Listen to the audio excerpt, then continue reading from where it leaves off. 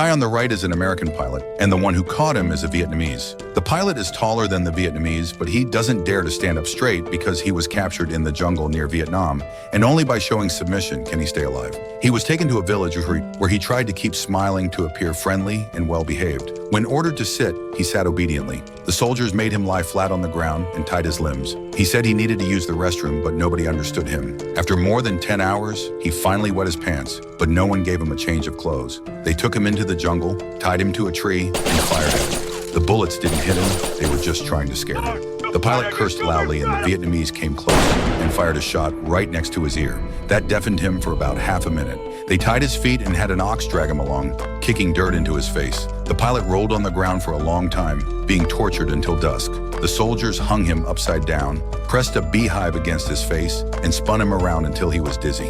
The next day, the pilot, feeling groggy, was taken out and stuffed into a well, where he was soaked in water. After they were done torturing him, they sent him to a dilapidated prison in the jungle. There were already a few POWs there, all former pilots who had been shot down and captured within Laos. The longest serving had been there for over 2 years. They all had long beards and were thin as rails. Life clearly wasn't easy. They spent their days hoping for a ceasefire, hoping the government would negotiate their freedom. But there was never any good news. At night, the POWs' hands were crossed and locked, and they lay side by side, unable to turn over and with their feet locked as well. Because the food was so bad, one guy with a weak stomach would soil himself every night. The pilot wanted to solve this problem for everyone. He needed a nail, but where could he find one? The entire prison had only one, on the roof of the shed where the Laotians usually stayed. The pilot had his fellow prisoners scattered to distract the guards. Soon only a friendly jailer was left in the shed.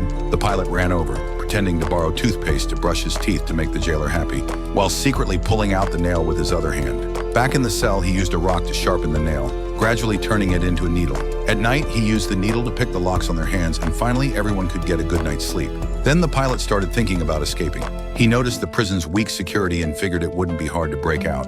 But the other POWs told him that escaping wasn't the hard part. The real challenge was crossing the jungle without water or food. They said it was impossible to survive. The pilot didn't believe them. He planned to wait for the rainy season and then make his escape. He had plenty of time to plan.